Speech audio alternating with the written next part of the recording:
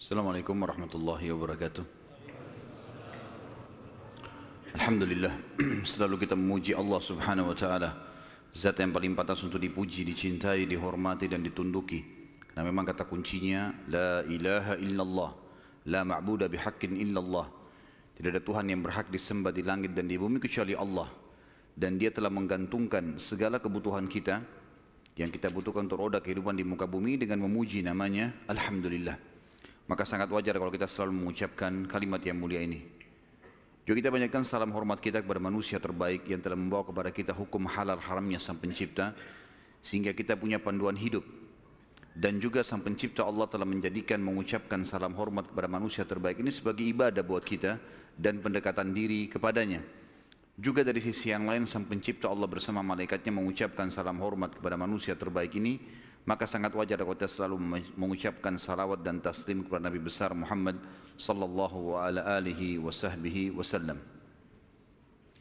Setelah panjang lebar kita jelaskan masuk Yahudi ke Jazirah Arab, Nasrani, bagaimana juga kekuatan dari Najasyi Afrika masuk ke Yaman, bagaimana Yaman dikuasai oleh Persia, kemudian bagaimana akhirnya wilayah Yaman masuk Islam.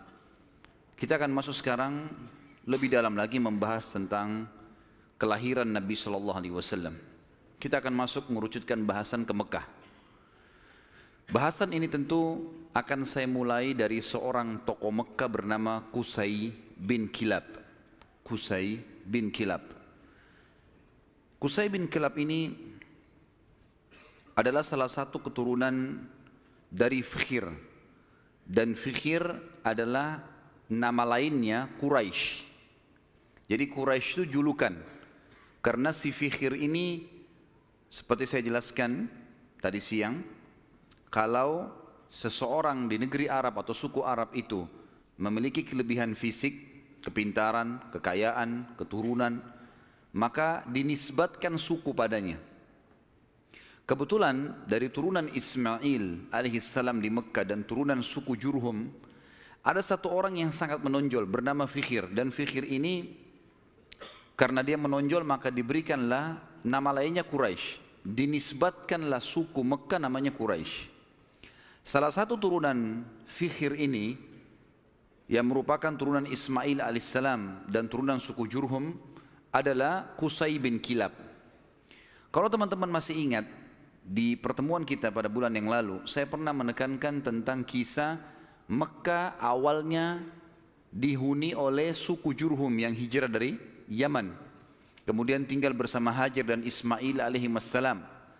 Berjalan bertahun-tahun sampai Ibrahim dan Ismail alaihi wassalam meninggal dunia, datang satu suku Arab yang ingin merebut Mekah dan berhasil, namanya suku Khuza'ah. Masih ingat ya? Tidak ada suara, senyap, berarti memang lupa semua. Jadi suku Khuza'ah ini datang merebut, dan salah satu pimpinan Khuza'ah Amr bin Luhai yang memasukkan patung di Jazirah Arab di Mekah, gitu kan. Suku Khuza'ah ini berkuasa di Mekah sampai 500 tahun. Dan pada saat Jurhum dikalahkan oleh Khuza'ah, suku Jurhum sempat menimbun air Zam-Zam. Jadi 500 tahun mereka memimpin di Mekah, nggak ada sama sekali air. Kita bahas sekarang tentang keadaan satu orang tokoh ini, karena kalau panjang kita ceritakan panjang lebar Mekah ini cukup panjang, tokoh-tokohnya banyak, tapi saya ingin mengerucutkan ke Qusay bin Kilab. Qusay bin Kilab ini salah satu turunan Jurhum dan turunan Ismail alaihissalam. Dia sempat berpikir, bagaimana bisa ini setelah 500 tahun ya, bagaimana bisa Mekah ini yang tadinya dikuasai oleh suku dia Jurhum dan juga kakeknya Ismail alaihissalam direbut oleh Khuza'ah. Walaupun di Mekah itu suku Khuza'ah sama suku Jurhum sudah berbaur ya, karena sudah terlalu lama ratusan tahun, akhirnya mereka berbaur satu sama yang lain, tetapi tetap kekuasaan kerajaan di bawah kekuasaan Khuza'ah. Qusay bin Kilab lalu memperbaiki keadaan ekonominya. Dia berbisnis, dia berdagang sampai Allah membukakan kekayaan yang sangat banyak. Pada saat itu teman-teman sekalian, Raja Mekah dari suku Khuza'ah bernama Hulail. Hulail ini memiliki seorang anak wanita, anak tertuanya, terkenal dengan kecantikannya, anak raja. Qusay bin Kilab datang dan melamar. Dan pada saat itu, dia orang kaya raya, dia punya kedudukan, dihormati di Mekah. Oleh Hulail diterima lamarannya. Selama ini, kalau suku Jurhum mau melamar suku Khuza'ah selalu ditolak umumnya. Karena memang ada persaingan dari dulu gitu kan. Mereka berbaur saling transaksi, kalau berdagang, bertetangga. Tapi pernikahan tidak. Pertama kalinya dari suku Jurhum diterima lamarannya. Itu adalah Qusay bin Kilab. Oleh Hulail, kepala suku sekaligus raja, kepala suku Khuza'ah sekaligus raja Mekah. Pada saat dia menikah dengan anaknya Hulail, Qusay ini menunjukkan yang terbaik, ya. Dia patuh, dia bantu mertuanya dan seterusnya, sampai mertuanya meninggal. Waktu mertuanya meninggal, Qusay menjalankan misinya. Dia lalu mengiklankan dan menobatkan diri menjadi raja Mekah pengganti mertuanya. Orang-orang yang dari suku Khuza'ah menolak. Bagaimana bisa kau jadi raja? Raja jelas dari Khuza'ah, kamu dari Jurhum, enggak boleh gitu. Maka pada saat itu terjadi perseteruan. Sampai akhirnya Qusay meminta pertolongan dari orang-orang sesuku dengan dia dari Jurhum, dan Khuza'ah juga berkumpul. Akhirnya terbentuk dua pasukan dan terjadi peperangan besar di Mekah. Pertumpahan darah yang sangat besar dan banyak sekali korban pada saat itu. Pada saat mereka melihat korban banyak sekali teman-teman sekalian, maka tokoh-tokohnya termasuk Qusay bin Kilab dan anak-anaknya Hulail yang merupakan ipar-iparnya, ipar-ipar dari Qusay sendiri, mereka akhirnya sepakat, kita harus ada penengah nih yang mengambil hukum supaya jelas siapa yang memimpin Mekah. Maka mereka akhirnya sepakat menunjuk satu orang yang dituakan di Mekah pada saat itu, dan memang umurnya sudah sangat tua. Orang ini namanya Ya'mur bin Auf. Ya'mur bin Auf, dia ditunjuk oleh orang-orang Quraisy dari Jurhum dan juga ditunjuk oleh orang-orang Khuza'ah, nunjuk, dan diambillah sumpah atas nama Allah, apapun keputusan Ya'mur harus diterima. Baiklah, Ya'mur pada saat itu umurnya 120 tahun, orang yang sangat tua dan dituakan sekali, dihormati. Datang lalu mendudukkan Qusay dan anak-anaknya Hulail. Lalu mulailah ditanya oleh Ya'mur, wahai Qusay, apa alasan anda membentuk pasukan mau merebut Mekah dari keturunan mertua anda ini, apa sebabnya? Maka Qusay mengatakan, semua kita ini tahu kisah Mekah ini berawal dari kakek saya yang bernama Ismail, dan Ismail seorang nabi. Ismail menikahi suku Jurhum, anak kepala suku Jurhum, dan itu turunan kami. Kami yang membentuk komunitas di Mekah, kami yang membentuk ekonominya, kami yang membangun Ka'bah, kami yang semuanya disebutkan. Sementara Qusay menyebutkan ini, anak-anaknya Hulail dari suku Khuza'ah nggak bisa ngomong apa-apa, karena memang semuanya betul. Memang tidak ada. Khuza'ah ditanya, lalu kalian punya apa? Enggak ada. Tidak ada andilnya di Mekah. Cuma datang pasukan dari luar menyerang Mekah, kemudian langsung menguasai. Enggak ada andil sama sekali. Tiba-tiba pada saat itu Ya'mur mengambil sebuah keputusan, mengatakan keputusan yang mutlak, seluruh Mekah, kerajaannya, kekuasaannya, pengurusan jemaah hajinya, pengurusan Ka'bahnya, ya, semuanya untuk Qusay bin Kilab. Maka dengan keputusan ini teman-teman sekalian, Qusay bin Kilab menjadi Raja Mekah. Menjadi Raja Mekah. Dan pada saat itulah kerajaan yang sudah hilang 500 tahun dari keturunan Jurhum kembali. Pada saat itu Qusay melakukan banyak sekali perkembangan di Mekah, diantaranya dia membangun sebuah tempat namanya Darun Nadwa. Darun Nadwa ini oleh Qusay dibuat sangat luas, sangat besar, sebuah auditorium kalau kita sekarang sangat luas gitu kan. Tapi belum ada buku sejarah yang menyebutkan seberapa luas, seberapa dia menampung manusia. Tapi dari buku-buku sejarah disebutkan Darun Nadwa pada saat itu multifungsi. Dilakukan apa saja di situ. Pertemuan orang-orang Mekah, pertemuan tokoh-tokoh Mekah, sampai Qusay bin Kilab melarang siapapun orang Mekah menikah kecuali di Darun Nadwa. Harus di Darun Nadwa. Kalau anak bayi baru lahir, bawa ke Darun Nadwa. Pokoknya Darun Nadwa ini menjadi simbolnya Mekah. Termasuk juga pada saat orang-orang Quraisy ingin memerangi Nabi SAW, nanti kita akan belajar pada saat beliau mau hijrah pun ke Madinah atau mau dibunuh, itu mereka kumpulnya di Darun Nadwa ini. Qusay bin Kilab pada saat sudah mulai tua teman-teman sekalian, dia memperhatikan di antara anak-anaknya, anaknya banyak sekali. Tapi ada dua orang yang menonjol, artinya anak pertama bernama Abduddar. Dan anak kedua bernama Abdul Manaf. Sudah hafal belum? Ngangguk-ngangguk saja. Allahu a'lam. Faham atau enggak tahu. Abduddar dan Abdul Manaf. Abduddar anak pertamanya si Qusay. Abdul Manaf anak kesekian. Saya tidak temukan anak keberapa, tapi Abduddar karena anak pertama biasanya kalau dinisbatkan nama seseorang adalah nama anak pertamanya. Jadi Qusay ini dipanggil Abu Abduddar gitu. Tapi Abduddar ini orangnya lemah secara fisik. Dia nggak punya keterampilan, nggak punya kepintaran, sehingga tidak punya kedudukan di tengah-tengah masyarakat. Sementara adik-adiknya semua, terutama Abdul Manaf, menonjol sekali. Punya suara, berdagang, majulah gitu. Maka Qusay ingin anaknya ini, Abduddar, punya kedudukan. Apa yang dia lakukan? Pada saat dia mau meninggal, dia tulis sebuah keputusan surat, kalau saya meninggal, semua kerajaan, semua pengurusan Ka'bah, jemaah haji, itu di tangan Abduddar.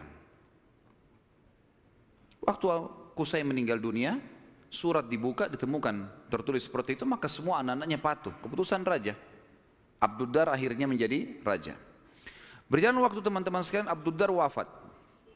Pada saat wafat, keturunan Abduddar mau melanjutkan kerajaan ayahnya, tapi turunan Abdul Manaf tidak setuju, nggak bisa. Abduddar ini, paman kami dulu ini, ayah kalian, itu dipilih oleh kakek kita semuanya, Qusay, karena dia nggak punya kedudukan dan kemuliaan. Sudah dikasih dan sudah berhasil. Sekarang nggak bisa kembali kepada kalian. Harusnya ini dibagi rata. Sampai mereka pada saat itu hampir perang satu sama yang lain. Sama lagi. Dicarilah hakim di antara mereka dan akhirnya kesimpulannya dibagi. Pembagian ini teman-teman sekalian adalah dibagi Abduddar khusus mengurus keturunan Abduddar, khusus mengurus semua yang berurusan dengan jemaah haji. Sementara Abduddar mengambil alih pengurusan Ka'bah dan Darun Nadwa. Sementara Abdul Manaf mengurus jemaah haji. Dibagi dua. Kita akan sedikit sisipkan di sini teman-teman sekalian kisah tentang Darun Nadwa ini yang tadi dibuat. Kita tinggalkan dulu sebentar tadi sampai ke masalah sudah pembagian Mekah. Abduddar mengurus Ka'bah dan juga Darun Nadwa. Haji itu Abdul Manaf, ya. Jadi haji ini maksudnya mengurus jemaah haji, kasih minum, kasih makan. Mereka dulu sukanya begitu. Dan mereka ini terkenal dengan dermawannya. Tidak boleh jemaah haji beli makanan, beli minuman, dikasih semua gratis. Seperti itulah. Darun Nadwa ini punya kisah unik sedikit. Saya khawatir lupa, maka saya sisipkan di sini. Darun Nadwa tadi yang dibuat oleh Qusay bin Kilab dan menjadi simbol Mekah.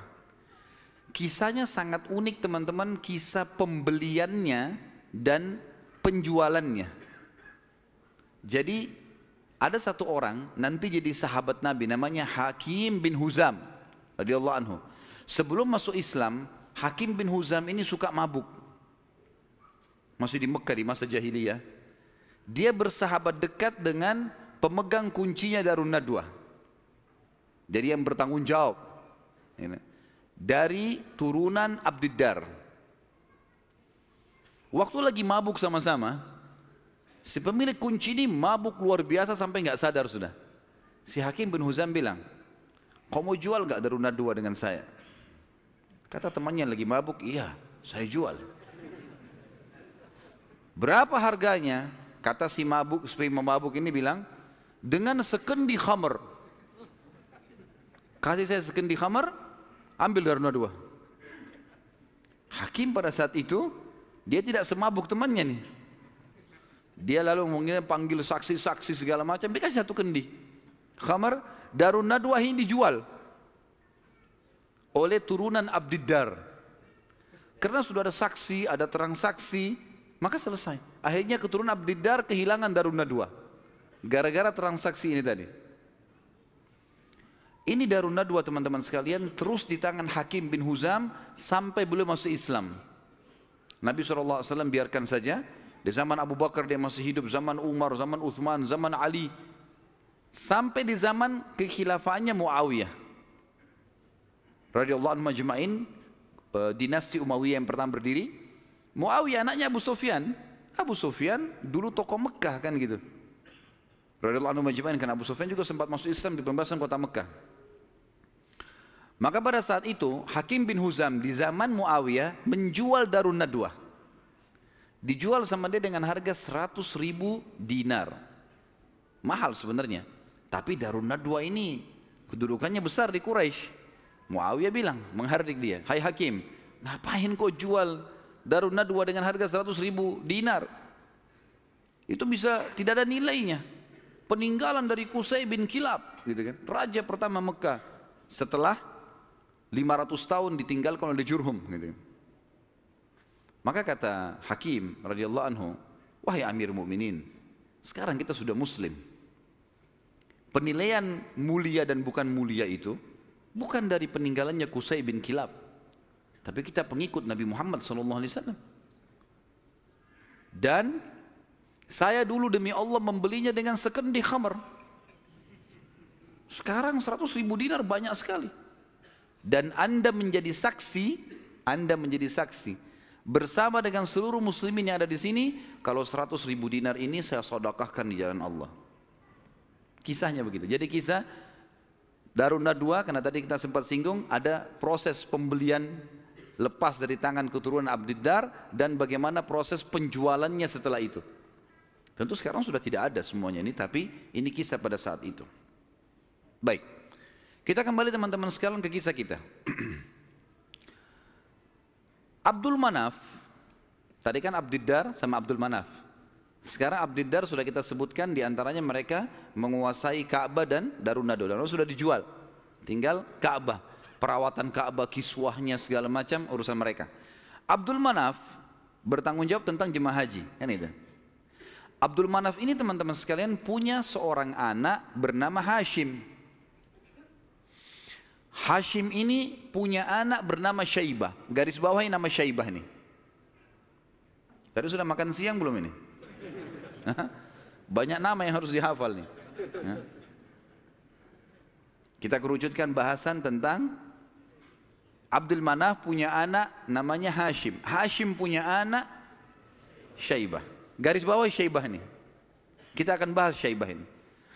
Hashim ini ayahnya Syaibah. Waktu menikah dengan istrinya, ibunya si Syaibah, karena mulianya, ini tradisi jahiliyah dulu ya, karena kedudukan si ibunya Syaibah ini tinggi di sukunya, anak kepala suku, maka ismah itu cerai di tangannya ibunya. Ibunya bisa menceraikan suaminya, hukum dulu. Berjalan waktu, meninggal Hashim. Syaibah ini ikut sama ibunya ke perkampungan ibunya. Ada satu ya, anaknya atau saudaranya Hashim ya. Saudaranya Hashim ini, jadi Abdul Manaf punya beberapa anak, diantaranya Hashim yang punya anak Syaibah, ada juga anaknya yang lain bernama Muttalib. Anaknya si Abdul Manaf ini. Muttalib ini namanya orang, ya. Muttalib ini datang ke perkampungan Syaibah, ibunya Syaibah tadi, lalu dia berkata kepada ibunya, ini ayahnya Hashim sudah meninggal, tapi anak ini keturunan Qusay bin Kilab, ini turunan raja di Mekah. Jangan ditinggalkan di kampung sini, ikut ke Mekah dengan saya. Siapa tahu nanti dia punya kedudukan di Mekah. Kata ibunya nggak bisa, ikut sama saya. Akhirnya kena cekcok nih, tanda kutip di sini. Maka ibunya Syaibah bilang, ini kita suruh pilih aja dia. Si Syaibah ini mau ikut siapa? Nanti kalau saya sebutin julukannya Syaibah ini baru antum bilang, oh iya itu orangnya. Kata si ibunya, pilih aja, Syaibah suruh milih. Dia mau tinggal sama saya di sini atau ikut sama anda ke Mekah? Lalu Muttalib tanya di depan ibunya, hai Syaibah, ikut sama saya ke Mekah atau kamu tinggal sama ibumu? Kata Syaibah, saya ikut sama paman saya, ikut ke Mekah. Maka masuklah, pergilah ke Mekah. Waktu itu Muttalib ini naik unta, dia membonceng di belakangnya Syaibah. Muttalib ini teman-teman dikenal di Mekah suka beli budak, ya. Maka waktu setiap hari dia datang masuk Mekah bawa budak baru. Waktu Syaibah dibonceng oleh pamannya Muttalib ini, orang-orang Mekah kira si Muttalib beli budak baru. Maka mereka bilang, Muttalib baru beli budak, di belakangnya Abdul Muttalib. Berarti hambanya si Muttalib nih. Sudah tahu nama Syaibah siapa? Yang antum kenalkan selama ini Abdul Muttalib. Namanya dia Syaibah. Jelas? Baik. 3 orang yang jawab, nggak apa-apa lah. Nasib, saya sudah teriak-teriak tapi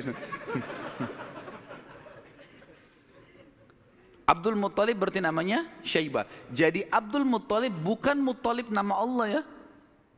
Ini nggak ada dalam Asmaul Husna gitu. Tetapi di sini Muttalib nama pamannya. Karena sering beli budak, kemudian dia membonceng ponakannya. Orang-orang Mekah kira ini adalah budak baru, maka dibilang Abdul Muttalib, hambanya Muttalib. Tapi karena itu sudah menjadi buah bibir di Mekah, akhirnya terkenal dengan Abdul Muttalib. Baik, Abdul Muttalib ini yang tentu kita sudah tahu adalah kakek Nabi SAW. Kita masuk mengerucutkan bahasan sekarang ke Abdul Muttalib nih, si Syaibah. Kita sudah kerucutkan bahasan dari Abdul Manaf. Ada anaknya Hashim, Hashim punya anak Syaibah. Syaibah ini Abdul Muttalib.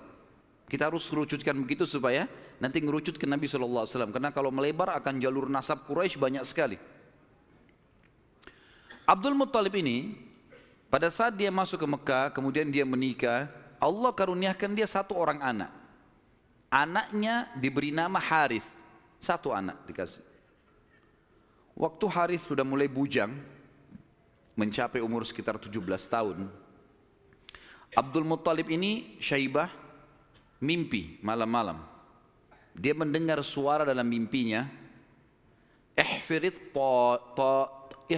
tiba. Maksudnya galilah tiba. Tiba itu sesuatu yang baik. Lalu dia bertanya, mat tiba? Apa itu tiba? Hilang suara itu. Hari kedua dia mimpi lagi, dengar lagi suara, ihfiril barrah, galilah sesuatu yang baik, yang bermanfaat. Dia tanya, mal barrah, apa itu barrah? Yang baik itu apa? Hilang lagi suara itu. Hari ketiga dia mimpi lagi, ihfiril madmunah, gali sesuatu yang terjamin. Dia tanya, mal madmunah, apa itu madmunah? Hilang lagi. Hari keempat baru dia mimpi dan dia dengar ihfir Zamzam, galilah Zamzam itu. Zamzam ini di zaman itu cuma seperti sebuah histori lama, kenangan. 500 tahun tidak ada sumur Zamzam, hilang. Jadi selama Khuza'ah berkuasa teman-teman sekalian di Mekah, mereka selalu mendatangkan air dari luar, beli mahal dari luar Mekah, sumur-sumur di luar Mekah. Abdul Muttalib ini pernah dengar kalimat Zamzam, penasaran dia. Terus dia tanya, dalam mimpi dia tanya, Mas Zamzam, apa itu Zamzam? Lalu keluarlah suara itu mengatakan, dan dia dengar pada saat itu ya, kalau dalam buku-buku sejarah disebutkan, La tanzifu abada, sesuatu yang tidak akan pernah rusak. Wala tarum, juga ya, sesuatu yang selalu bersih dan tidak akan pernah rusak. Taskil hajijal a'zam, engkau akan memberikan dengannya air para jemaah haji. Dikatakan wahia bainar rafthi waddam, tempatnya air zam-zam itu berada di antara rafath. Rafath itu bisa berarti busanya darah, atau memang darah yang bercampur, busa yang bercampur dengan darah, atau memang busa air biasanya.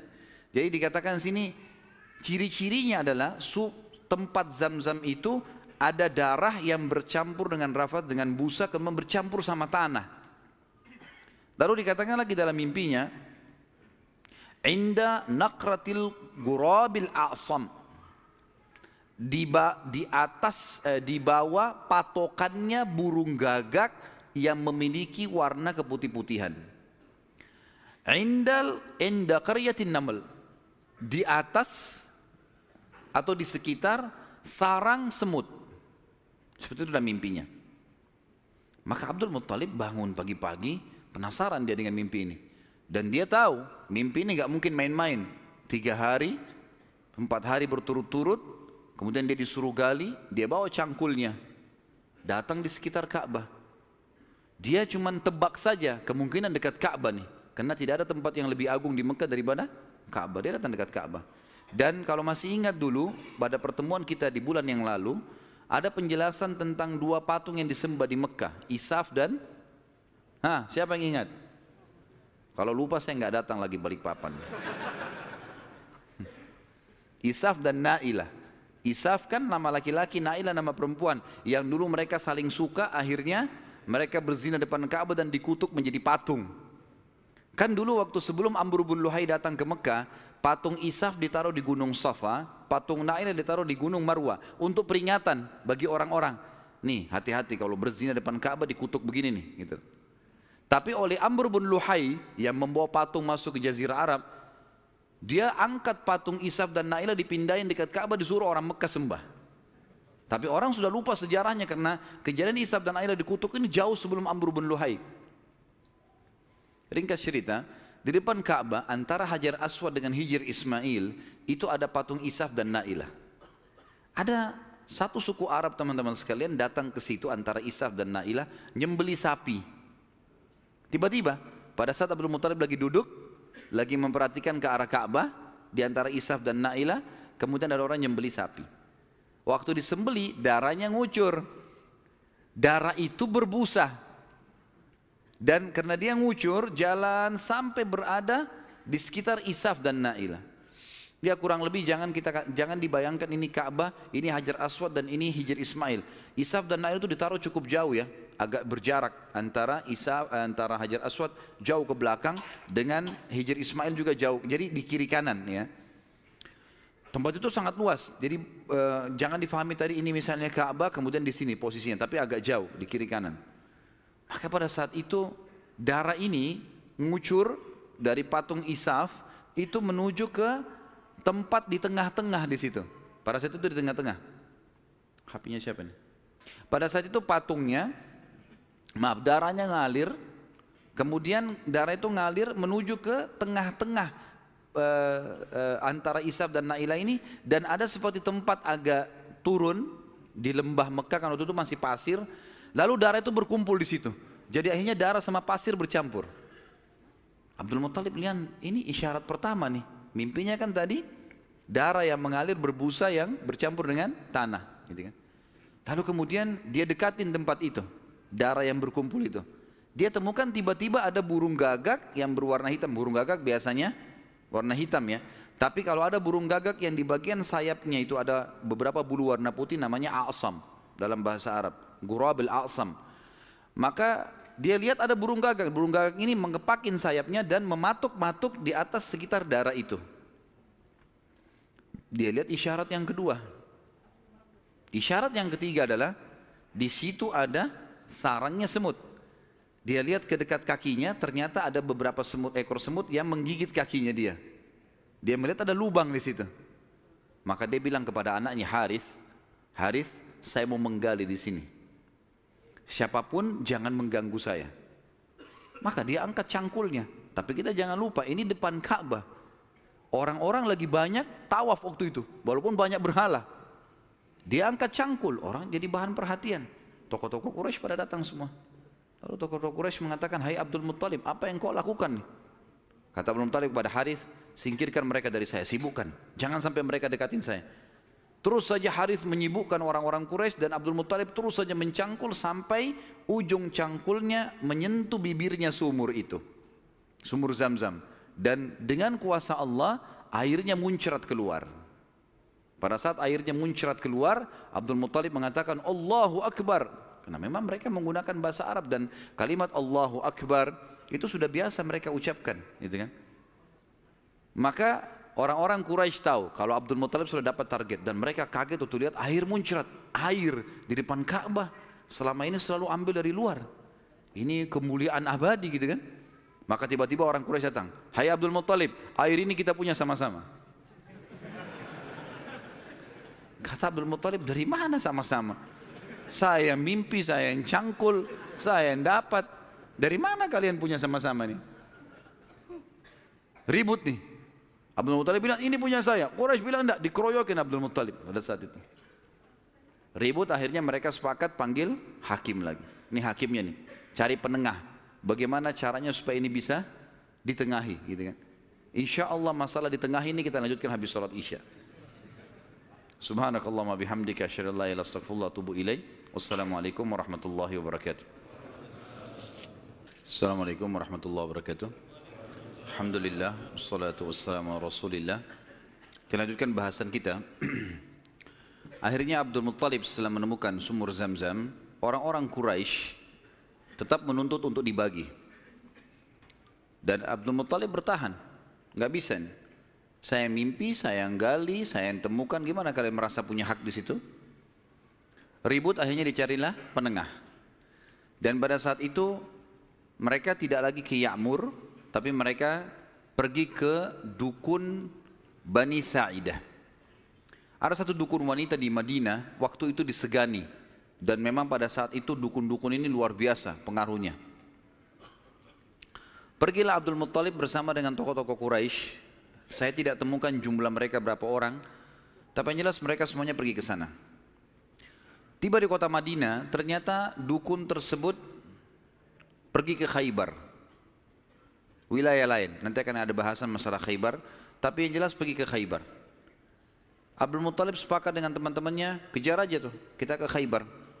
Antara Madinah sama Khaybar cukup jauh dan ada padang pasir yang luas sekali. Mereka belum pernah ke Khaybar sebelumnya, jadi masih menerka-nerka jalan. Di tengah jalan mereka kehabisan air. Mau balik ke Madinah jaraknya jauh. Mau menuju ke Khaybar belum jelas tujuannya. Air habis. Panas lagi sangat terik pada saat itu. Mereka bermusyawarah, kira-kira bagaimana jalan keluarnya nih? Akhirnya orang-orang Quraisy selain Abdul Muttalib sepakat mengatakan kayaknya kita pasti mati nih. Nggak ada air. Kembali ke Madinah bisa mati tengah jalan, menuju ke Khaybar juga nggak jelas bisa mati tengah jalan. Ya sudahlah, kita pasti mati, lebih baik kita gali kubur saja. Riwayatnya begitu, kisahnya begitu. Gali kubur. Dari sekian orang ini, nanti setiap siapa yang mati duluan dikubur oleh temannya. Minimal nanti ada satu orang yang tidak tertutup kuburannya, yang lain semua tertutup. Akhirnya mereka pada gali kuburan, kecuali Abdul Muttalib nih. Abdul Muttalib bilang ini bukan ide yang tepat nih. Masa kita menyerah? Lebih baik coba kita cari jalan. Teman-temannya bilang percuma, mau kemana? Abdul Muttalib naik ke atas untanya. Begitu untanya bergerak, dari pijakan kakinya untanya Abdul Muttalib keluar muncrat air di padang pasir itu. Keluar mata air.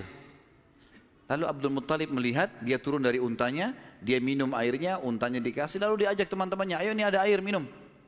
Teman-temannya heran, di padang pasir ada air. Maka akhirnya mereka sepakat mengatakan, demi Allah yang telah memberikan, demi Allah sungguh ya, yang telah memberikan air kamu di sini, Allah Subhanahu wa taala, dialah yang telah memberikan kamu air Zam-Zam. Zam-Zam punya kau, hai Abdul Muttalib. Gara-gara ini akhirnya Zam-Zam jadi miliknya Abdul Muttalib. Dan Abdul Muttalib keturunan dari Abdul Manaf. Sementara memang dasarnya Abdul Manaf tadi sudah saya jelaskan, mereka bertugas memberikan makanan dan minuman jemaah haji. Sehingga sekarang mereka tidak perlu lagi mengambil air dari luar, tapi mereka sudah punya mata air Zam-Zam. Dan sebagian ahli sejarah menanggapi mengatakan, Allah yang maha tinggi dan maha pemurah memudahkan mata air Zam-Zam ditemukan kembali oleh Abdul Muttalib, karena memang suku ini dari turunan Abdul Manaf bertugas untuk memberikan minum dan makan jemaah haji. Maka karena itu Allah Subhanahu wa taala kasih. Makanya tadi dalam salah satu perkataan dan pernyataan dalam mimpi, Taski Hajijil A'zam, engkau akan memberikan minum jemaah haji yang banyak, gitu kan. Jadi bukan karena Abdul Muttalibnya, tapi karena memang waktu itu diberikan untuk jemaah haji umumnya. Baik, baliklah Abdul Muttalib ke Mekah, dan akhirnya pada saat itu Abdul Muttalib dinobatkan secara tidak langsung sebagai Raja Mekah. Kenapa saya katakan tidak langsung? Karena pada saat itu Quraisy sepakat di Mekah itu semua kepala suku bisa memimpin. Bisa memimpin. Tidak harus fokus ke turunan Abdul Manaf atau Abdul Dar, tapi mereka Abdul Manaf Abdul Dar ini mereka yang memegang Ka'bah, memegang urusan haji dan jemaah haji, minum dan makannya ini. Tapi pasukan segala macam ini boleh dari mana saja. Tapi dengan kejadian Abdul Muttalib menemukan air Zam-Zam, maka terkerucut lagi masalah orang-orang Mekah. Karena tadi setelah Abdul Dar meninggal, kan kita sudah bilang tadi, kan pecah ya. Abdul Dar kan jadi raja pengganti ayahnya Qusay. Tapi setelah Abdul Dar mati, ribut anak-anaknya, akhirnya tidak ada raja. Setelah kejadian air Zam-Zam, secara tidak disadari Abdul Muttalib ditunjuk menjadi raja. Dan inilah sebabnya waktu kita jelaskan tadi masalah pasukan gajah yang datang, Abdul Muttalib kan menjadi raja pada saat itu. Dan menjadi raja justru karena menemukan mata air Zam-Zam ini. Abdul Muttalib pada saat itu mulai naik kedudukannya, namanya jadi tambah baik dan seterusnya. Memang orangnya sangat dermawan. Semua orang boleh minum air Zam-Zam tapi melalui izin dia. Tapi tidak bayar, gitu kan? Dikasih semuanya. Abdul Muttalib mulai berpikir, waktu dia tadi punya anak satu, namanya Harith. Masih ingat nggak? Wah, ngaku-ngaku aja. Baiklah, saya terima. Anaknya tadi satu, Harith, yang disuruh jaga sama dia waktu dia mencangkul kan? Baiklah. Si Harith, dia pikir, waktu saya tadinya punya anak satu nih, kayaknya kerepotan, gak ada yang bisa bela dia. Dan seorang raja, salah satu kebanggaannya kalau punya keturunan banyak. Maka dia pada saat itu berazam, bernazar ya, kalau Allah memberikan dia anak laki-laki yang banyak, jumlahnya mencapai 10, dia akan menyembeli salah satunya, dikorbankan di depan Ka'bah untuk Allah. Gak ada dalam syariat Nabi Ibrahim alaihissalam. Ini ijtihadnya, upayanya Abdul Muttalib. Subhanallah, berjalan waktu, istrinya melahirkan, punya anak 16. Anaknya Abdul Muttalib 16, 10 laki-laki, 6 perempuan. Laki-laki yang 10 ini, yang paling pertama tentu ada namanya Harith ya. Kemudian ada, jadi dari 10 ini kita bagi 6 ini meninggal sebelum masa kenabian, 4 mendapatkan masa kenabian. Dari 10 anak Abdul Muttalib yang laki-laki, ada 6 yang meninggal sebelum fase kenabian, sebelum penobatan Nabi SAW menjadi Nabi. Ini paman-paman Nabi semua ya. Dan ada 4 yang mendapatkan fase atau masa kenabian. 6 orang yang tidak dapat masa kenabian ini tentu dimulai dari Harith tadi, anak pertamanya Abdul Muttalib. Kemudian tentu ada beberapa nama ya, saya sebutkan Harith, Dirar, Hijir, Muqaddam, Zubair. Dan yang keenam Abdullah, ayahnya Nabi SAW. Abdullah ini sebenarnya anak paling bungsu dari Abdul Muttalib, anak ke-10. Anak ke-10 dari 10 anak laki-lakinya ya. Maka 6 orang ini meninggal sebelum masa kenabian. Harith, Dirar, Hijir, Muqaddam, Zubair dan Abdullah. Dan ada 4 orang hidup sampai masa kenabian. 2 beriman, 2 kafir. Yang beriman adalah Hamzah dan Abbas radhiyallahu anhuma. Ini sempat beriman pada Nabi SAW dan mulia. Hamzah bahkan menjadi pimpinan para syuhada, mati syahid mulia di perang Uhud. Dan Abbas hidup sampai setelah Nabi SAW meninggal pun, sampai di zaman Khilafah Umar. Kemudian ada dua yang hidup di masa kenabian tapi kafir, enggak beriman. Abu Talib dan Abu Lahab. Ya. Abu Talib ini nama lainnya dia Abdul Manaf. Diambil dari nama kakeknya, tapi terkenal dengan Abu Talib. Abu Lahab julukan namanya Abdul Uzza. Dan kita tahu surah Al-Masad turun pada Abu Lahab ini. Ya. Paman Nabi SAW, benci sekali dengan Nabi, benci dengan dakwah. Nanti akan kita ceritakan kisahnya di pertemuan akan datang. Yang jelas ini 10 orang anak laki-laki Nabi SAW. Kemudian ada 6 orang anak perempuan. Yang pertama Sofia. Sofia ini ibunya Zubair bin Awam radhiyallahu anhu. Dan Sofia nanti akan kita ceritakan kisahnya luar biasa, pemberani perempuan ini. Dan dia mendidik Zubair bin Awam dengan sangat tegas.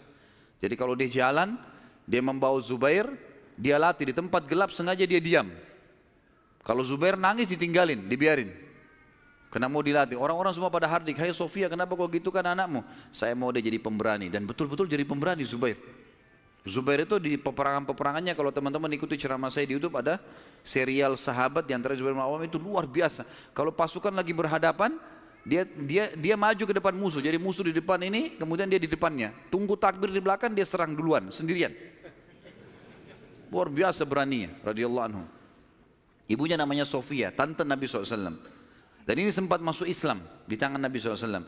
Kemudian ada Ummu Hakim, ada Atiqah, ada Umaymah, ada Arwah dan Bar.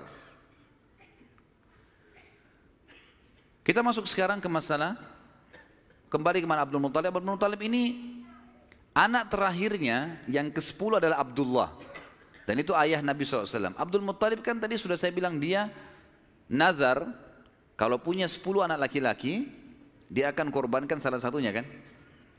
Lalu dia datang ke dukun di Mekah dan dia berkata pada dukun itu, acaklah nama anak-anak saya. Tradisi mereka pada saat itu suka sekali mengundi nasib. Kalau di dalam agama kita disebutkan tradisi mereka namanya tatayur, menggandun nasib sama benda atau sama burung. Orang-orang Arab itu kalau orang Quraisy dulu, mereka kalau mau safar mereka ambil bulu, kemudian mereka tulis safar.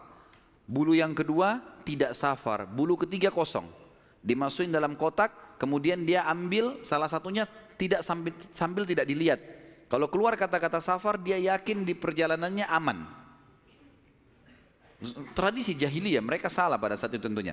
Kemudian kalau keluar tidak safar, mereka tidak boleh safar. Kalau mereka safar berarti kena musibah. Kalau keluar bulu yang tidak ada tulisannya, maka dia ulangi. Ada cara yang lain sampai dapat safar atau tidak safar ya.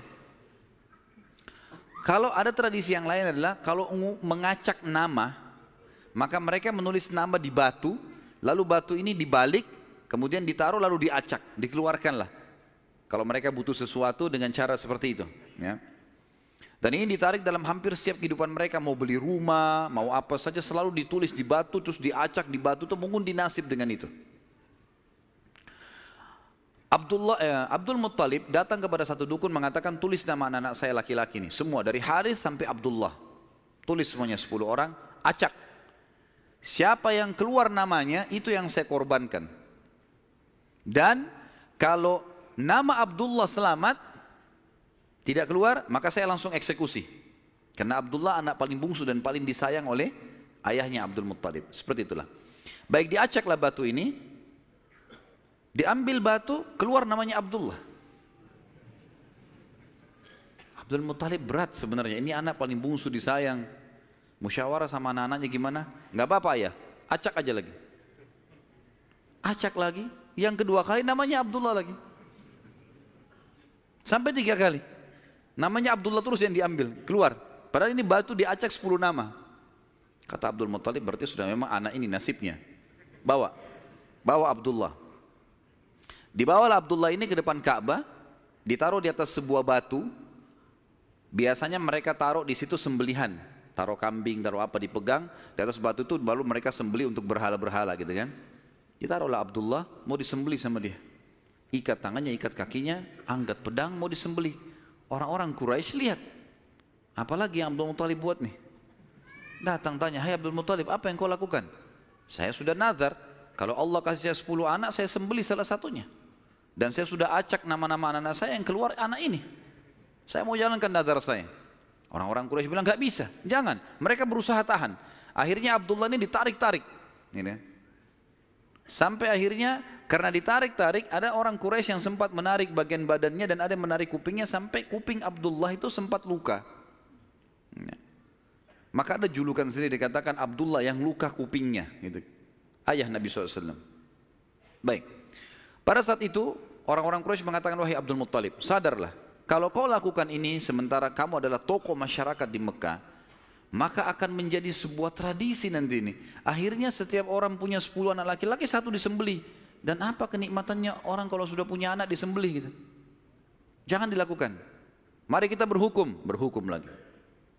Cari hakim. Kembali kepada wanita dukun di Madinah. Suku Sa'idah tadi. Yang tadi pada saat pertama mau cari air Zam-Zam, mau miliknya siapa air Zam-Zam, kan mereka ke Madinah. Tapi dukunnya kan pergi ke Khaybar, nggak ketemu.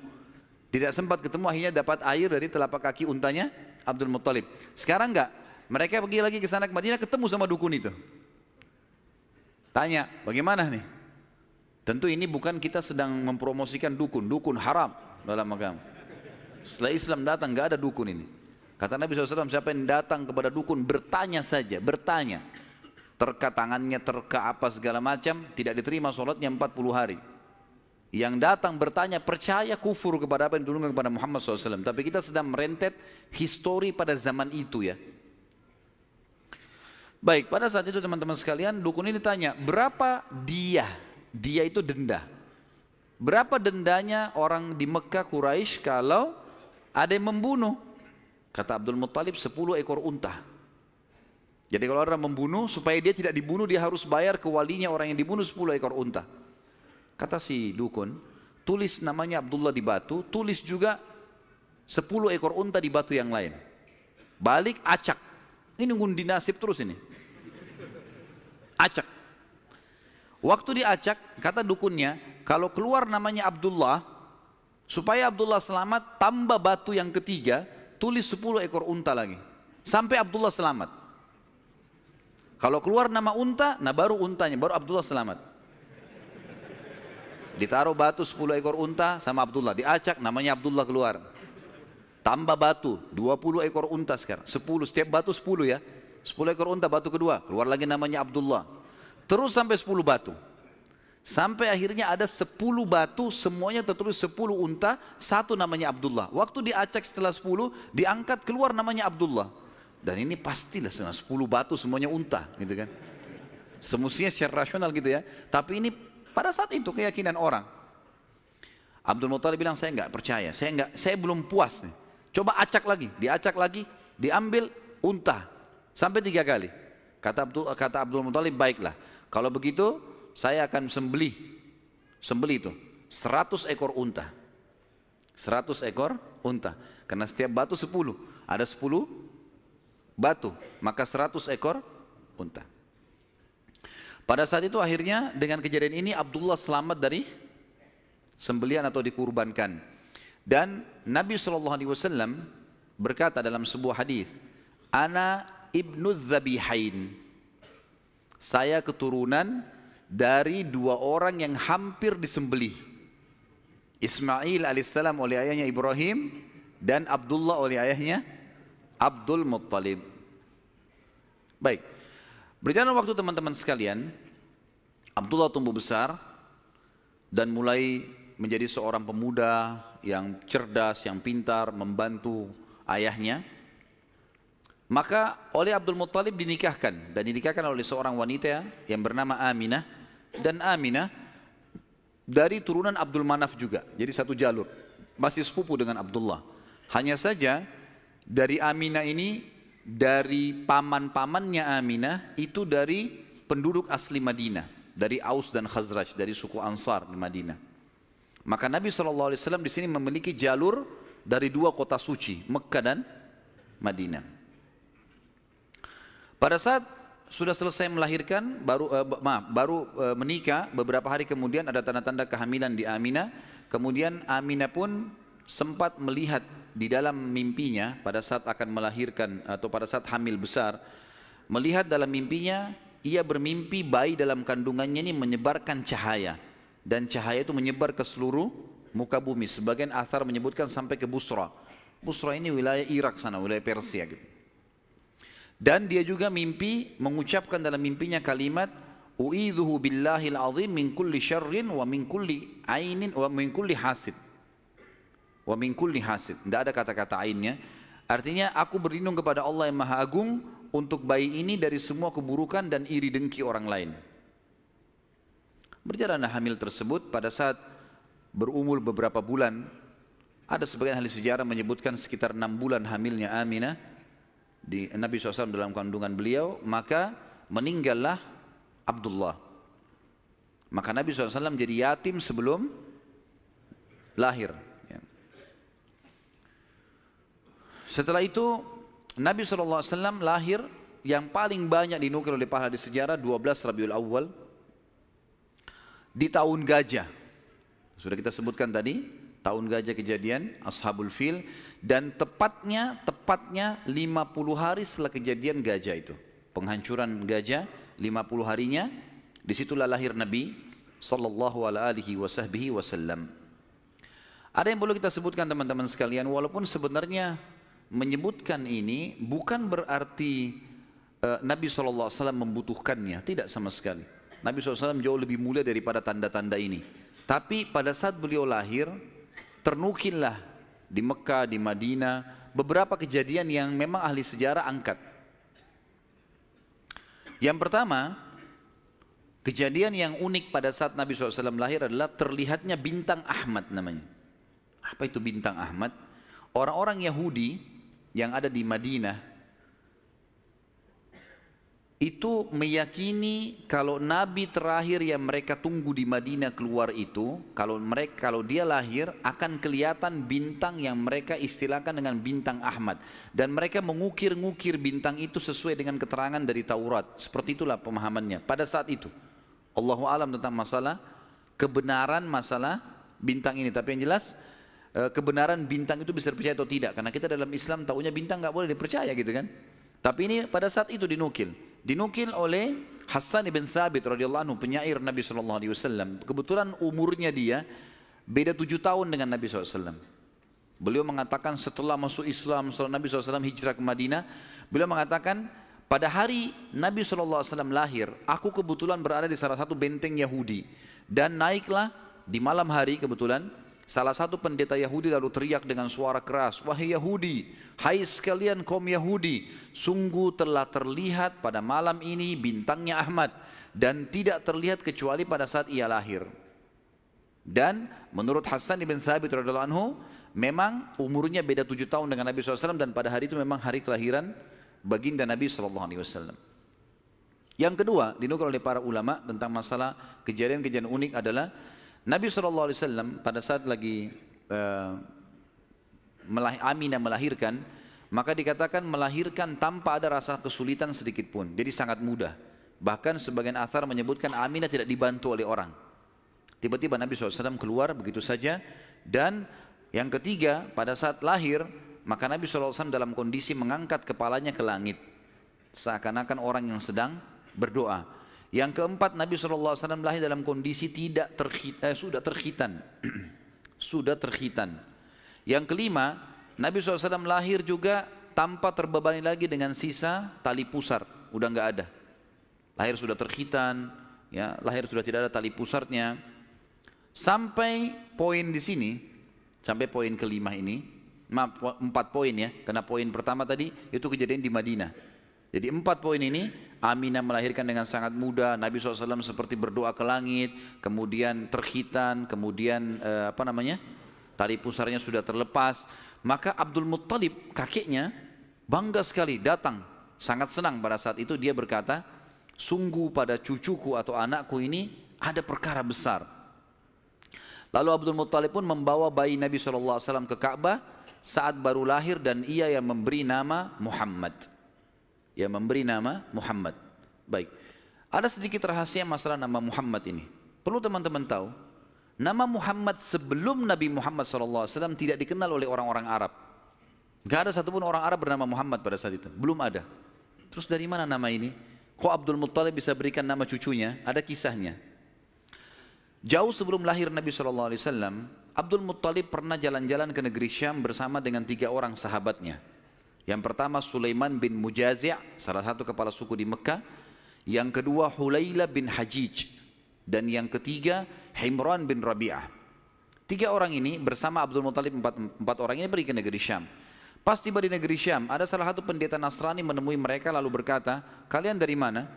Kata Abdul Muttalib, dari Jazirah Arab. Dari mana tepatnya? Dari kota Mekah. Kata pendeta itu, dari kota kalian nanti akan keluar Nabi terakhir. Dan Nabi terakhir itu bernama Muhammad. Kata Abdul Muttalib, dari mana engkau tahu itu semua? Dia bilang, dari kitab kami. Dalam Injil disebutkan. Namanya Muhammad. Maka keempat orang ini bertekad pada saat itu untuk memberikan nama kalau mereka dikaruniai anak setelah itu atau cucu, Muhammad. Dan dari 4 orang ini, pada saat balik ke Mekah, orang yang pertama mendapatkan cucu laki-laki adalah Abdul Muttalib. Itulah Nabi Muhammad SAW. Maka dia pun mengangkat bayi Nabi SAW lalu keliling di dekat Ka'bah lalu mengatakan, anak ini memiliki perkara yang besar. Aku memberikan nama Muhammad. Aku memberikan nama Muhammad. Terus dia mengucapkan kalimat itu. Kemudian selanjutnya teman-teman sekalian, yang keenam adalah goncangnya istana Kisra di Persia. Dan rubuhnya 14 teras istananya. Jadi ada teras-terasnya istana itu rubuh semua tanpa sebab. Rusak semuanya. Pada saat melihat kejadian tersebut, Kisra sempat khawatir. Lalu dia bertanya kepada para peramal-peramalnya lah, dukun-dukunnya segala.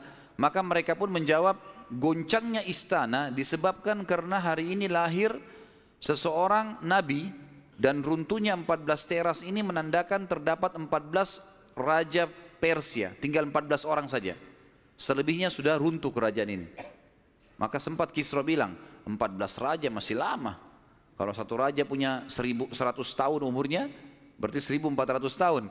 Tapi tanpa disadari oleh Kisra, para ahli sejarah muslim menukil, tanpa membenarkan ramalan ini ya, kita bukan membenarkan. Karena ramalan itu semua, kalaupun bertepatan, karena mereka mencuri, syaitan mencuri berita dari langit. Bukan karena mereka tahu. Sebagaimana dijelaskan dalam ada hadits Nabi SAW. Dan ternyata setelah Kisra, yang pada saat Nabi SAW lahir itu ada, anak-anaknya berselisih pendapat dan dalam waktu 4 tahun saja, terjadi penggantian 10 orang Kisra. Mati semua, saling membunuh satu sama yang lain. Dan puncaknya yang terakhir adalah yang ke-14 meninggal di zaman Umar radhiyallahu anhu. Pada saat Umar menembus wilayah Persia. Yang ke-7, padamnya api sesembahan kaum Majus. Jadi ada api yang disembah di beberapa titik di negeri Persia. Jadi mereka buat api besar dan api itu selalu disembah, tiap hari mereka sembah.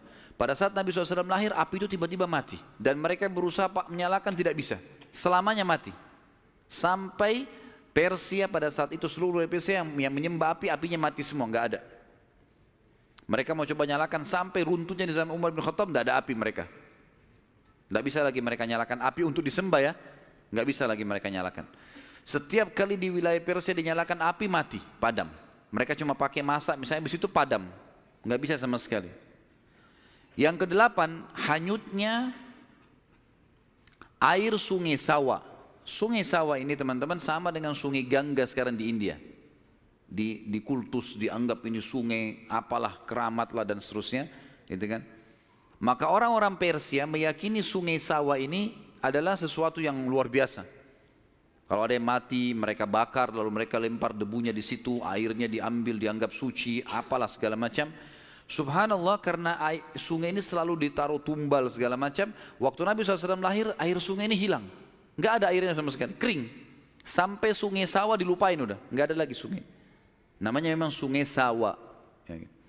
Yang ke-9, dan ini agak sedikit kita titik beratkan adalah kisah Halimah As-Sa'diyah. Tradisi orang Arab dulu teman-teman sekalian, terutama orang-orang Quraisy, setiap bayi lahir, selalu dititipkan untuk disusui dan dibesarkan selama 2 tahun di luar kota Mekah, tepatnya di padang pasir. Ada alasan kenapa mereka titipkan anak-anak mereka ke padang pasir sama orang-orang Badui. Yang pertama, agar bahasa Arab fusha anak-anak mereka terjaga. Apa itu bahasa Arab fusha? Bahasa Arab ada 2 macam. Ada bahasa Arab fusha, bahasa aslinya bahasa Arab, dan itu Al-Quran dalam bahasa fusha. Kalau kita belajar bahasa Arab di pesantren atau di kampus-kampus, bahasa Arab yang dipakai bahasa Arab fusha. Dia punya grammar rapi. Gitu. Ada bahasa ammiyah, yang kedua, bahasa pasar. Ini bahasanya dialeknya berbeda-beda, Mesir berbeda, Tunis berbeda, Saudi berbeda, dialek bahasa pasarnya berbeda. Dan ini tidak punya grammar, lebih teracak. Ya mungkin kalau dalam bahasa Inggris dari Inggris sendiri, negeri Inggris dengan dari Amerika. Agak berbeda, grammarnya lebih rapi gitu kan. Tapi kita tidak bahas masalah itu tentunya. Yang jelas orang-orang Quraisy untuk menjaga bahasa fusha, maka mereka menitipkan anak mereka ke Badui, karena orang Badui masih pakai bahasa fusha. Sementara penduduk asli Mekah pada saat itu sudah sering lalang jemaah haji. Jemaah haji ini dari berbagai wilayah. Makanya kita temukan bahasa Arab yang kalau tanda kutip ya, yang paling kacau itu bahasa Arabnya orang Mekah sampai hari ini.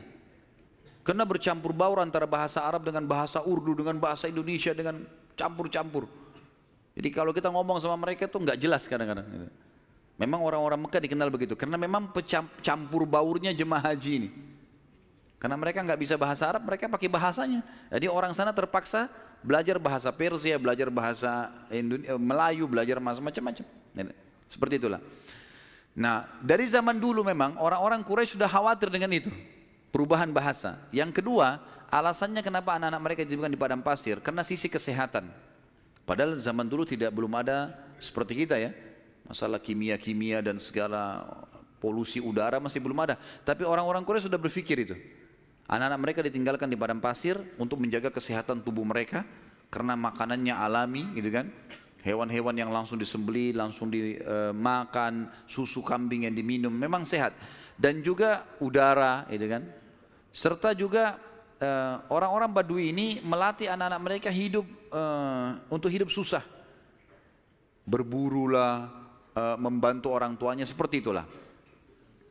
Nabi SAW pada saat lahir, secara kebetulan wanita-wanita Badui dari suku Sa'diyah kebetulan memang terkenal suka menjual jasa susu ini. Banyak ibu-ibu mereka, wanita mereka yang baru melahirkan, air susunya banyak, mereka pun pergi ke Mekah atau ke kota-kota lain nawarin jasa. Ada yang mau nggak titipin anaknya 2 tahun, kemudian nanti bayar upah gitu. Bisa orang tuanya datang mengunjungi, nanti balik lagi. Pokoknya anak-anak ini dijamin dijaga. Dan suku Sa'diyah ini terkenal suku-suku orang-orang yang amanah. Maka orang tidak ragu nitipan anaknya. Datanglah beberapa wanita dari Sa'diyah, di antaranya Halimah. Halimah Sa'diyah ini bersama dengan suaminya bernama Harith. Mereka sama-sama rame-rame datang, dan kebetulan kehidupan Harith dan Halimah ini pas-pasan, orang miskin lah. Di rumahnya itu bangunan tua, ada seekor unta yang kurus dan ada 2 ekor jantan dan betina kambing, tapi dua-duanya juga kurus, tidak produktif lagi. Dan Halimah dan Harith punya anak banyak. Mereka akhirnya mengadu nasib pergi ke Mekah. Saat tiba di Mekah, mereka kelilinglah nawarin jasa. Biasanya kalau sudah datang wanita-wanita ini, orang-orang ibu-ibu Mekah pada datang nih tawarin anaknya dan seterusnya. Mereka keliling-keliling, semuanya menawarkan diri kepada orang-orang kaya karena akan dibayar. Dan pada saat mereka melewati Nabi SAW, mereka menolak. Karena pada saat itu mereka tahunya Nabi SAW tidak memiliki ayah. Abdullah meninggal waktu umur 6 bulan. Siapa yang mau tanggung nih? Abdul Muttalib waktu itu betul Raja Mekah, tapi Abdul Muttalib ini sibuk membiayai jemaah haji, ya, dan memang tidak bisa. Intinya orang-orang perempuan-perempuan saat dia tidak mau menerima Nabi SAW. Semua bawa anak, mau pulang ke kampungnya, tinggal Halimah yang tidak dapat. Lalu suaminya bilang, si Harith, hai Halimah, coba seandainya kamu ambil anak yatim itu, siapa tahu baik buat kita. Maka Halimah pun mengatakan, baiklah, daripada kita pulang dengan tangan kosong, lebih baik kita ambil. Subhanallah, begitu Halimah pegang Nabi SAW, di situ terjadi keberkahan. Waktu datang ke Mekah, Halimah menunggangi keledai, keledainya kurus sekali dan selalu lambat di belakang. Sampai teman-temannya Halimah kayak ngolok-ngolok, "Hai Halimah, cepatlah, keledaimu melambatkan kami." Dan keledai-keledai yang lain bisa 2 orang naikin, keledai Halimah nggak bisa. Jadi Harith selalu megang saja talinya gitu. Waktu dia mengambil Nabi SAW, kejadian aneh yang pertama, yang unik, bukan aneh tapi unik ya. Pada saat itu adalah keledainya Halimah tiba-tiba jadi kuat. Dan pada saat Halimah naik, karena tidak bisa dikontrol, maka Harith pun naik di atasnya, di keledai ini, dan larinya kencang sekali, ninggalin teman-temannya. Sampai teman-temannya Halimah bilang, "Hai Halimah, itu keledai tadi yang kamu pakai ke Mekah." Dia bilang, "Iya, tapi kita nggak bisa ngontrol, ini lari kencang sekali keledainya." Lalu kemudian pada saat tiba di sana, Halimah memiliki tadi saya bilang seekor unta betina yang lemah.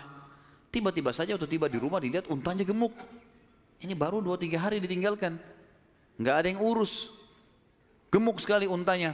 Dan tiba-tiba saja unta betina itu punya kantong susu yang penuh. Sehingga Halimah sama Harith memerahnya, dan setiap habis diperah penuh lagi. Biasanya unta butuh makan, minum dulu baru penuh, ini enggak. Setiap habis diperah penuh lagi.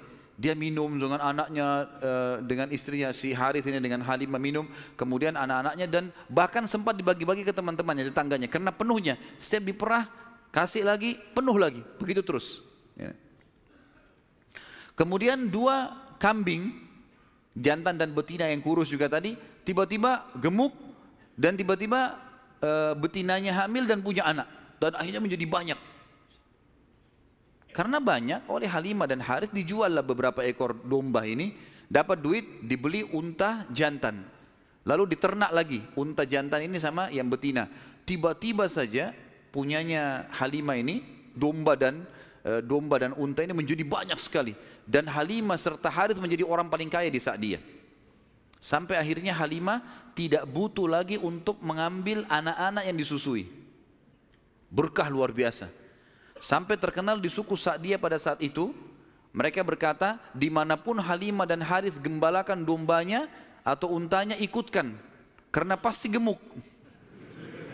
Dan memang betul, kalau ikut digabungkan berdekatan dengan gembalanya mereka, jadi hebat, jadi bagus, jadi subur. Jadi begitu luar biasa berkahnya. Halimah berkata, didongkel dalam buku-buku sejarah tentunya, Muhammad telah tumbuh tidak alami, bukan seperti anak-anak sebayahnya.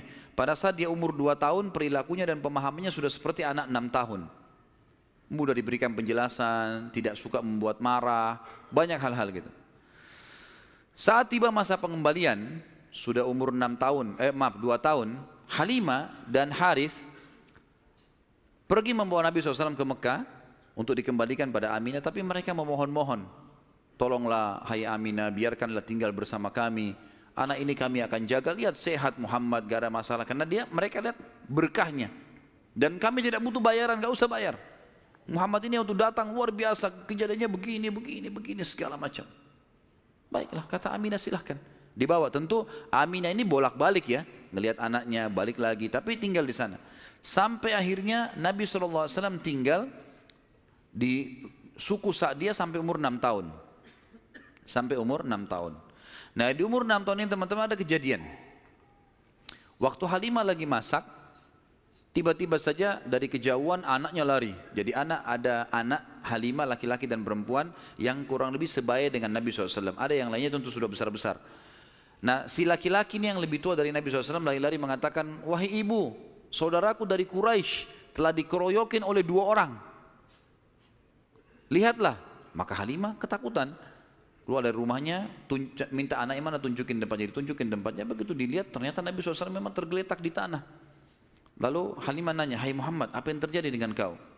Dalam riwayat-riwayat Bukhari itu umpamanya disebutkan ya, bahwasanya Nabi SAW mengatakan, ya, pada saat itu telah datang kepadaku 2 orang laki-laki yang menjatuhkanku ke tanah, kemudian membelah dadahku dan mengeluarkan sesuatu yang hitam darinya. Lalu kemudian menutupnya kembali. Nabi SAW dengan polos jawabnya gitu. Maka Halimah pun membuka baju Nabi SAW dan menemukan memang ada bekas jahitan. Karena ketakutan, Akhirnya Halimah bersama Harith membawa pulang Nabi SAW ke Mekah. Hai Aminah, ini anakmu, ini masih sehat, ya, utuh, nggak ada apa-apa, ambillah kembali. Aminah kaget, kenapa kalian kembalikan? Dulu kalian yang ngotot mau tahan, kenapa sekarang memohon supaya diambil kembali? Kenapa? Akhirnya kena terdesak, mereka bilang, ada kejadian begini dan begitu. Lalu Aminah mengatakan, apakah kalian mengira bahwasanya anakku ini diganggu oleh syaitan? Tidak mungkin. Karena pada saat aku sedang hamil, aku mimpi ada kalimat yang aku ucapkan, U'idhuhu billahil azim min kulli syarrin wa ainin hasid. Aku berlindung kepada Allah untuk bayi ini dari semua keburukan dan iri dengkinya orang lain. Tapi Halimah dan Harith sudah ketakutan, dikembalikanlah Nabi SAW di umur 6 tahun itu. Di umur 6 tahun ini dia kembali ke pangkuan, Nabi SAW kembali ke pangkuan ibunya Aminah. Tepatnya beberapa bulan setelah kembali, Aminah mengajak Nabi SAW mengunjungi paman-pamannya Aminah di Madinah. Ya, Nabi SAW umur 6 tahun sudah ke Madinah, gitu kan? Tinggal beberapa hari pada saat pulang menuju ke Mekah, tepatnya di wilayah namanya Rabwah. Rabwah sekarang masih ada wilayah itu tentunya. Mungkin kalau tidak salah sekitar 80 sampai 100 km lah dari kota Mekah, kalau saya tidak salah tentunya, ya. Itu Aminah sakit keras dan meninggal di tempat itu dan dikubur di situ. Lalu Nabi SAW dibawa pulang ke Mekah oleh pembantunya Aminah dan diserahkan kepada kakeknya Abdul Muttalib. Dan Abdul Muttalib ini memelihara Nabi SAW dari umur 6 tahun sampai 8 tahun, 2 tahun. Di sini Nabi SAW belajar banyak sekali dari Abdul Muttalib, belajar kepemimpinan. Karena Abdul Muttalib ini pemimpin pada saat itu. Nabi SAW selalu di mana kakeknya, di situ dia. Terutama di majlis di Darun Nadwah. Setiap kali duduk selalu dilihat bagaimana dipecahin masalah. Dan Abdul Muttalib ini memiliki sebuah tempat duduk yang tidak boleh ada orang duduk situ, termasuk anak-anaknya. Paman-paman Nabi SAW semua tidak boleh duduk. Tapi Nabi SAW setiap hari kalau datang lebih dulu dari kakeknya, dia duduk di kursi situ. Umur 8 tahun. Setiap kali paman-pamannya usir, dia suruh pindahin karena dianggap anak kecil. Nabi SAW mengeluh sama kakeknya. Ini paman-paman saya larang saya. Maka Abdul Muttalib mengatakan, jangan larang anak ini, biarkan dia duduk di sini. Yang lain tidak boleh kecuali dia. Maka kata ahli sejarah, Nabi SAW belajar banyak sekali hal, diantaranya bagaimana dia menjadi tokoh masyarakat. Baru 6 sampai 8 tahun ya. Di umur 8 tahun meninggallah Abdul Muttalib, kakek Nabi SAW. Kemudian diambil alih dan dipelihara oleh pamannya Abu Talib. Dan Abu Talib memelihara Nabi SAW dari umur 8 tahun sampai Nabi SAW mandiri. Sebenarnya tinggal serumah dengan Abu Talib sampai menikah, sampai umur 25 tahun. Tapi Nabi SAW waktu itu mulai 8 tahun, karena Abu Talib ini pamannya orang miskin, maka beliau pun akhirnya niat ingin membantu. Abu Talib seringkali dititipkan amanah gembalaan domba oleh masyarakat Mekah, maka Nabi SAW pun mengambil alih dan memelihara domba-domba itu, datang ke padang pasir, digembalakan. Dan ini teman-teman sekalian perlu digarisbawahi, memang semua nabi-nabi dengan hikmah Allah memang dibuat atau di awal-awal umur mereka sebelum dinobatkan jadi nabi mengembala domba. Kata Nabi SAW, tidak ada seorang nabi pun kecuali menjadi pengembala domba sebelum masa penobatan. Sebagian ulama tentu membahas masalah domba ini karena domba-domba ini hewan-hewan yang lembut, kalau mereka makan mereka tidak rebutan, artinya mereka mengelompok di padang pasir. Dan pada saat lagi nunggu gembala, orang pengembala ini bisa bertafakur, melihat langit luas, menunggu berjam-jam. Jadi itu juga ada diantara hikmahnya. Nabi SAW ini mengembala teman-teman sekalian dari umur 8 tahun sampai umur 21 tahun, mengembala domba. Ya. Ini umur di mana Nabi SAW pada saat itu mengembala atau menjaga gembalaan ini. Tentu di atas umur 21 tahun, baginda Nabi SAW sudah mulai terjun ke bisnis. Sudah mulai terjun ke bisnis, meninggalkan gembala domba, kemudian mulai berusaha. Di antara yang dilakukan oleh Nabi SAW adalah membeli beberapa produk di pasar Ukaz, pasar khasnya orang Mekah. Ya. Kalau yang saya pernah kumpulkan informasi, kalau tidak salah memang lokasinya di pasar Seng dulu itu. Tapi sekarang pasar Senen juga sudah dihancurin ya.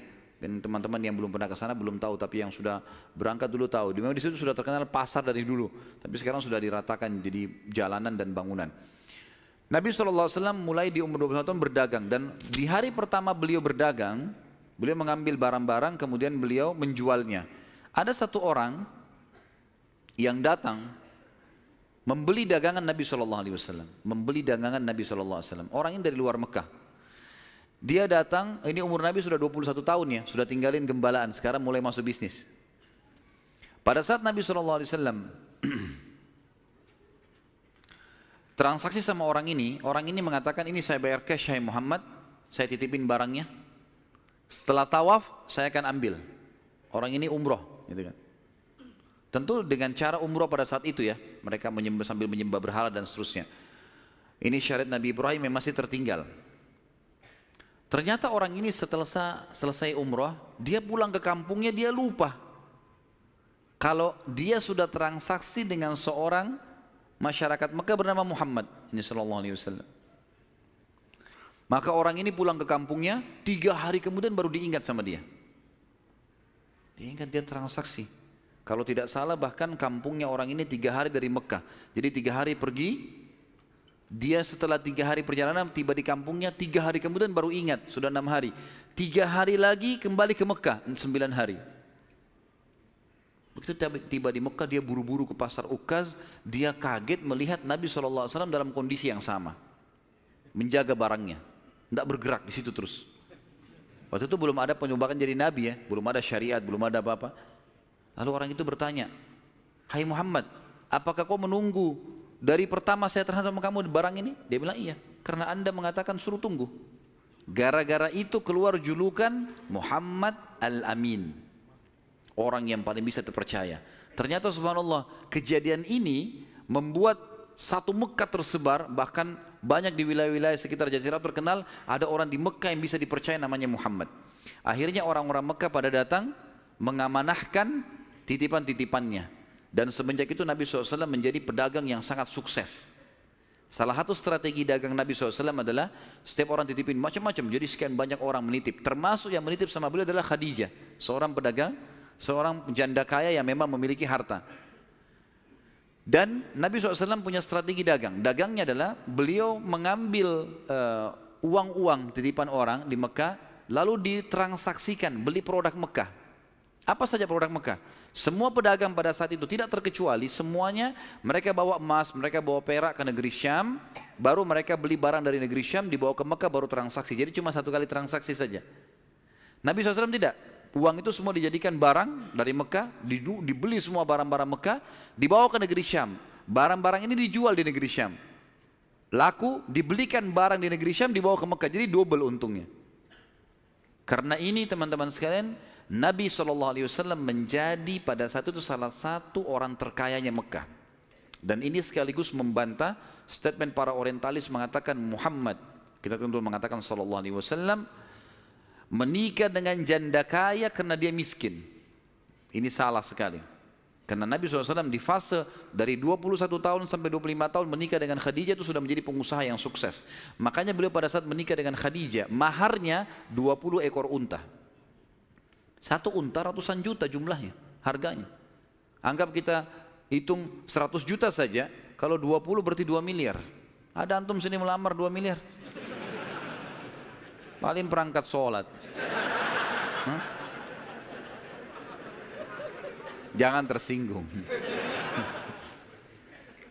Jadi Nabi SAW melamar Khadijah dengan 20 ekor unta.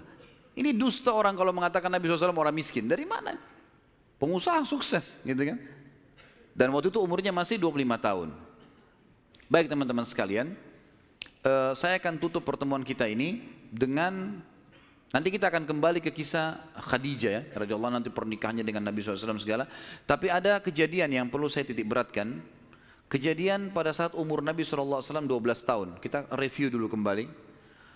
Waktu umur 12 tahun, kan beliau dari umur 8 tahun sampai menikah kan tinggal sama Abu Talib. Dan Nabi SAW punya akhlak yang baik sekali, mulia sekali. Sampai Abu Talib itu sendiri malu dengan Nabi SAW di umur 8 tahun. Anaknya Abu Talib banyak. Kalau istrinya Abu Talib lagi siapin makan, anak-anaknya pada berebut. Nabi SAW duduk di pojok rumah, enggak sama sekali, enggak berebut. Nanti kalau selesai makan ada sisanya beliau makan. Sallallahu Alaihi Wasallam. Punya akhlak yang mulai dari masih kecil. Sampai Abu Talib bilang sama istrinya, khusus untuk Muhammad sisipkan makanan, karena dia tidak ikut berebut sama mereka. Gitu kan. Baik, di umur 12 tahun, pernah satu waktu Abu Talib ini mau ke negeri Syam, urusan dagang. Pertama kalinya Nabi SAW, biasanya Nabi ini selalu pemalu, nggak banyak minta dan nuntut ke pamannya. Khusus pada saat itu Nabi SAW bergantung di bajunya Abu Talib, nggak mau lepasin. Pokoknya dia mau ikut. Abu Talib heran, nggak pernah Nabi SAW berperilaku begini. Musyawarah sama istrinya, nggak pernah Muhammad begini. Kenapa seperti ini? Pasti ada sesuatu gitu. Maka setelah musyawarah, kayaknya dibawa aja deh. Dibawalah ke negeri Syam. Pergilah Nabi SAW bersama dengan Abu Talib dan kafilahnya. Pada saat mau tiba di negeri Syam, sebelum tiba di negeri Syam, kafilah ini melewatin sebuah gereja teman-teman sekalian, dan di situ ada satu pendeta bernama Bahira. Dan ini riwayat Bukhari Muslim menceritakan masalah itu ya. Dan sampai sekarang di negeri Syam masih ada puing-puingnya gerejanya Bahira ini. Pada saat itu di zaman Nabi SAW ada gereja ini, dan sampai sekarang masih ada sisa puingnya. Saya pernah lihat cuplikannya sendiri, ada sisa puingnya di negeri Syam. Tepatnya di Syria ya. Kemudian teman-teman sekalian, pada saat melewatin kafilah ini melewatin gereja, si Bahira ini kepala pendeta di gereja itu memang lagi nunggu informasi tentang Nabi terakhir nih. Dia ngeliat-liat di jendela gerejanya, setiap kafilah lewat dilihat sama dia, terutama yang dari Jazirah Arab. Waktu secara kebetulan dengan hikmah ilahi lewat kafilahnya Abu Talib, dan kafilah ini agak berbeda dengan yang lainnya. Kafilah itu berarti 3 unta ke atas ya, baru dinamakan kafilah. 3 ekor unta ke atas baru dinamakan kafilah. Waktu lewat kafilah Abu Talib ini ada awan yang menaunginya. Beda dengan kafilah lain, padahal lagi terik matahari. Dan tidak sengaja kafilah Abu Talib istirahat di sebelah gereja, dan ada pohon-pohon kurma yang berderet, itu semuanya seperti menundukkan daun-daunnya ke kafilah itu. Pendeta ini perhatikan, kafilah tanya ini, kirim satu orang, tanya mereka kafilah dari mana nih? Jawabannya dari Jazirah Arab. Dari mana? Dari kota Mekah. Kata Bahira, hidangkan makanan sebaik mungkin di gereja, undang semua kafilah ini masuk makan. Diundanglah. Ringkas cerita, masuklah mereka untuk makan. Dan pada saat satu kafilah ini masuk, yang ditinggalkan di situ hanya Nabi SAW. Nabi nggak boleh masuk, karena tradisi orang Arab dulu aib kalau anak kecil ikut makan. Nanti selesai orang tua makan baru makan. Tapi ini tradisi jahiliyah. Kalau sekarang antum lakukan, antum juga jahiliyah. Makan, kasih anak-anak makan. Kenapa harus disendirikan? Mungkin dia lapar, kesian. Gitu kan? Baiklah. Waktu lagi makan, Bahira ini memperhatikan satu persatu orang-orang Quraisy ini, wajahnya. Karena mereka tahu cirinya Nabi terakhir. Alisnya, wajahnya, mukanya, kulitnya, jalur nasabnya, semua jelas. Tidak semua, tidak ada tanda-tanda kenabiannya. Ini mukanya muka biasa semua. Maka si Bahira tanya, apakah masih ada dari kafilah kalian yang tidak ikut makan? Kata mereka, ada satu anak kecil di depan, kami suruh jaga barang kami. Kata Bahira, boleh saya ketemu? Oh silahkan. Mereka lagi asyik makan. Bahira keluar menemui Nabi SAW. Nabi lagi duduk di bawah pohon. Lalu Bahira memanggil dia, mengatakan, hai anak kecil, ikutlah dengan saya. Kafilahnya disuruh jaga oleh beberapa pegawainya Bahira ini. Masuk di satu ruangan di gereja. Kemudian Nabi SAW berdiri lalu kata, jadi orang Mekah begini teman-teman, di Mekah itu ada patung namanya Lat dan Uzza.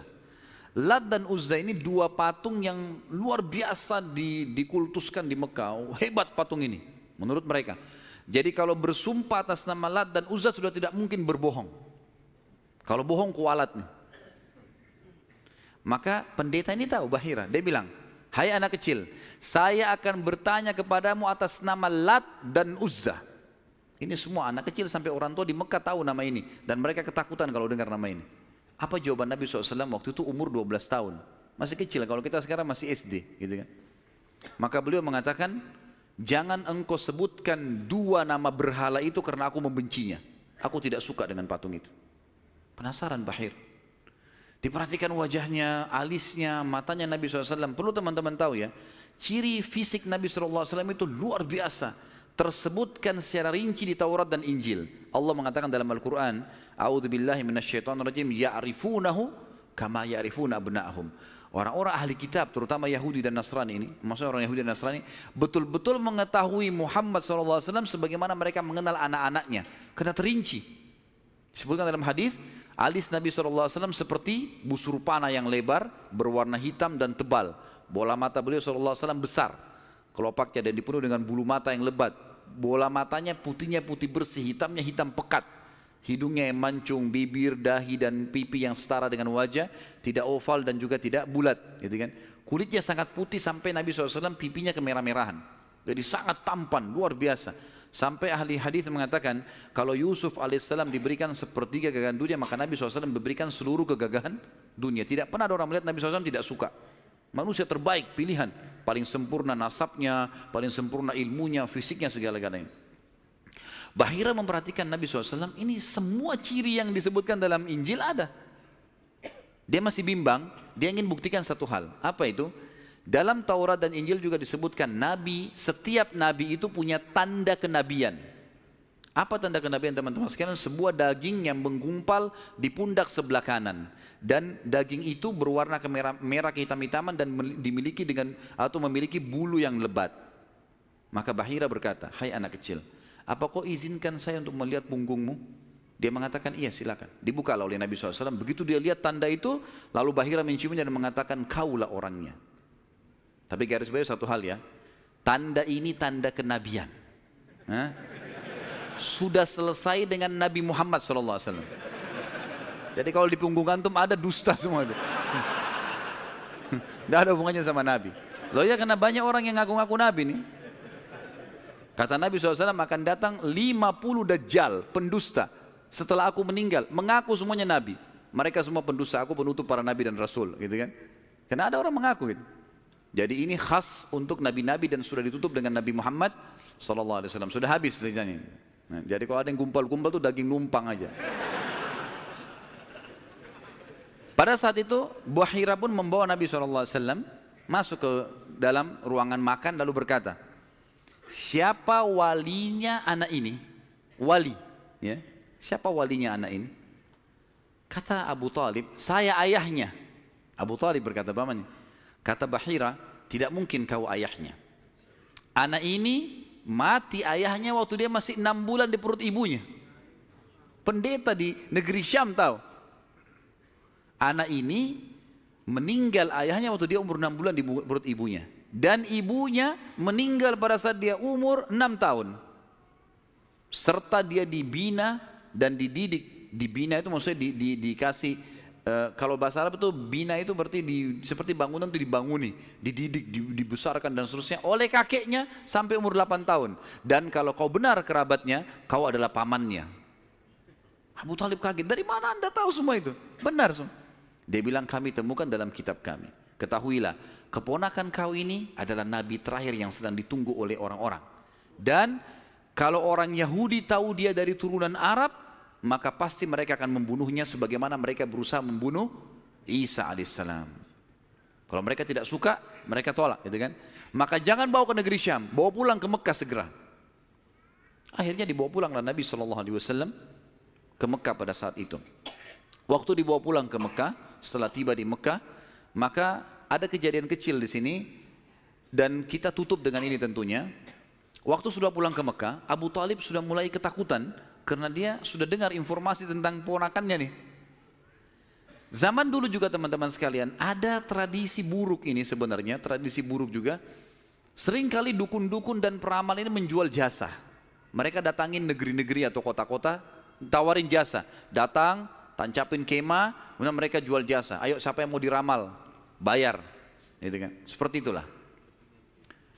Waktu itu pas Abu Talib tiba di Mekah, pas peramal-peramal lagi masuk di Mekah. Maka orang-orang Mekah bawa anaknya, suruh ramal. Lihat mukanya, lihat tangannya, lihat segala macam. Pada saat itu teman-teman sekalian, Abu Talib ingin mengetes. Dia bawa Nabi SAW, dicari sama dia, mana pimpinannya dukun nih, peramal-peramal nih. Ditemukan lalu dibawalah Nabi SAW waktu masih kecil, umur 12 tahun tadi dibawa. Terus pimpinan peramal itu dalam kisah, dalam buku-buku sejarah disebutkan, memandang Nabi SAW dengan pandangan yang sangat tajam. Dan dia tidak bicara apa-apa. Dia mengatakan, tahan anak ini. Lalu dia masuk ke kemahnya. Kemungkinan dia bicara sama dukun, sama setan-setannya nih. Makan dukun. Ini, saya nggak bisa tebak anak ini nih. Abu Thalib lihat pimpinan ini, biasanya dia kalau anak-anak Mekah datang, oh ini nasibnya begini, sudah bawa, bayar. Seperti itulah. Ini enggak. Lama dalam kemah. Abu Thalib ketakutan, dibawa Nabi SAW. Dan Abu Thalib titip pesan. Kalau dia tanya, jangan sebutin di mana anak ini. Dibawalah Nabi SAW pulang ke rumah, Abu Thalib kembali ke situ. Lama, baru dukun itu keluar. Peramal itu keluar dari kemahnya. Lalu dia teriak, mana anak tadi itu di sini? Enggak ada yang nyaut, karena Abu Thalib sudah titip pesan. Abu Thalib waktu itu termasuk anaknya Abdul Muttalib, Raja Mekah. Tapi Abu Thalib tidak dinobatkan jadi raja pada saat itu kan. Maka mereka diam. Yang kedua kali, mana anak itu di sini? Sampai 3 kali, kesimpulan terakhir, kata peramal itu, kita tentu tidak percaya peramal, tapi dia mengatakan, ya, kalau anak itu memiliki kedudukan yang sangat tinggi, dan dia akan memimpin dunia. Begitu loh bahasanya. Dengan ini teman-teman sekalian, maka orang-orang Mekah jadi lebih yakin kalau Nabi SAW ini punya kedudukan. Walaupun kita secara orang Muslim tidak percaya dengan dukun semuanya, tapi historinya begitu. Secara histori seperti itu. Allahu a'lam. Dan insya Allah nanti kedepannya kita akan bahas tentang pernikahan Nabi SAW, prosesi pernikahannya, ya, kemudian anak-anaknya, sampai ke masa fase kenabian. Allahu a'lam.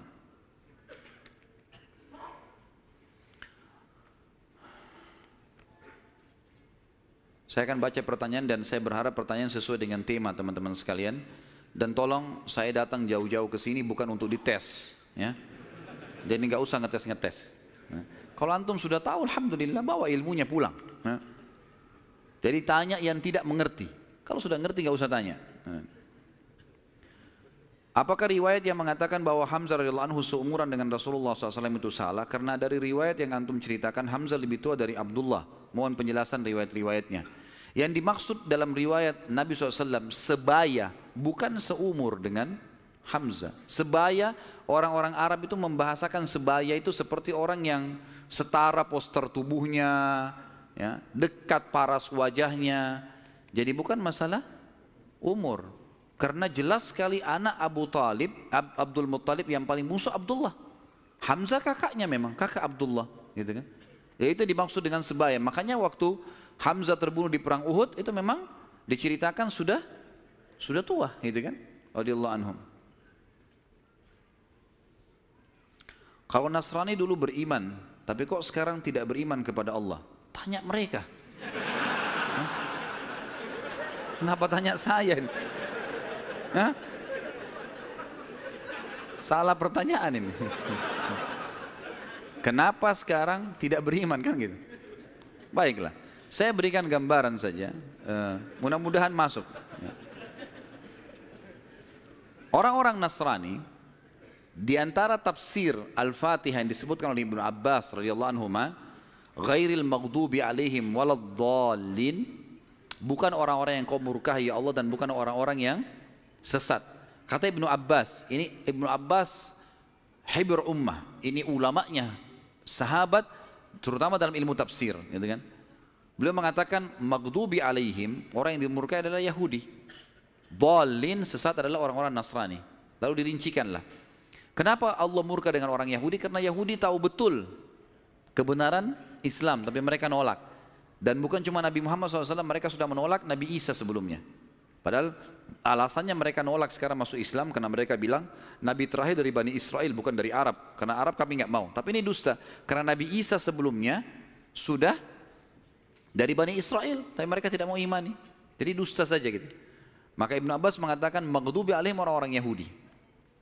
Kemudian Nasrani dhalin, Yahudi tahu kebenaran tidak mau diikuti maka Allah murka. Dhalin adalah sesat. Sesat kenapa? Sesat maksudnya apa? Orang sesat jalan berarti dia tidak punya ilmu kan gitu. Orang-orang Nasrani mau menyebarkan agama mereka tapi mereka salah. Dengan mengatakan Trinitas misalnya, gitu kan? Sementara Allah mengatakan lam yalid wa lam yulad, gitu. Dan memang dalam agama dalam kelompok Nasrani sekarang masih ada kelompok Nasrani yang mentauhidkan Allah. Umumnya yang dapat hidayah dari mereka-mereka ini. Tapi kalau orang yang mengatakan Trinitas ini biasanya sudah terdoktrin dengan keyakinan itu, dan Allah sudah mengatakan, A'udzubillahi minasyaitonirrajim, laqad kafara alladziina qalu innallaha tsalitsu tsalatsa. Telah kafir orang-orang yang mengatakan Allah itu atau Trinitas ya. Saya sarankan teman-teman, saran saya ya, tentu saya tidak kenal orang ini, tapi saya sendiri melihat cuplikan di YouTube yang disampaikan benar.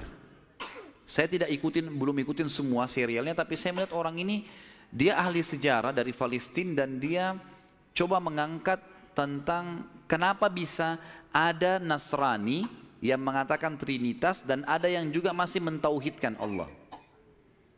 Namanya Jihad Turbani. Jihad Turbani ini kalau teman-teman ketik, insya Allah sudah ada terjemahan bahasa Indonesia.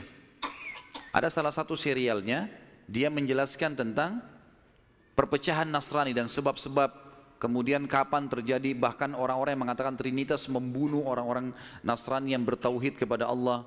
Banyak hal yang dibongkar sama dia. Mungkin ini lebih banyak memberikan jawaban kepada penanya, insya Allah. Gitu kan? Saya sarankan begitu, dan insya Allah cuplikannya nggak lama, 15 menit, 20 menit gitu. Apakah Lat, berhala, adalah keturunan dari Abdul Manaf? Tidak pernah ada riwayat masalah itu. Allahu a'lam. Tanya sesuatu yang ada isinya, gitu. Karena kalau Lat, nama patung, kalau mau ditanya keturunan Abdul Manaf, tidak ada sesuatu yang kita bisa ambil. Artinya, tidak perlulah dia keturunan Abdul Manaf atau bukan, nggak penting buat kita gitu ya. Apakah Najasyi di zaman Abraha sama dengan Najasyi yang di zaman Nabi SAW yang menerima beberapa sahabat di Habasyah? Tentu saja bukan. Tentu saja bukan. Yang lebih kuat pendapat mengatakan, karena Najasyi kan istilah, saya sudah bilang tadi, istilah raja seperti Kaisar, seperti Kisra, gitu kan, seperti Tuba. Jadi di bawah si siapa namanya Najasyi ini, itu nama induknya, nanti ada nama-nama orang lagi. Yang lebih kuat yang saya temukan dalam buku-buku sejarah bukan yang hidup di zaman Nabi SAW, karena ini jauh di zaman Abraha, ya, masih jauh sebelum Nabi SAW lahir malah. Allahu a'lam. Ya. Sudah, baik. Mungkin begitu dulu saya teman-teman sekalian.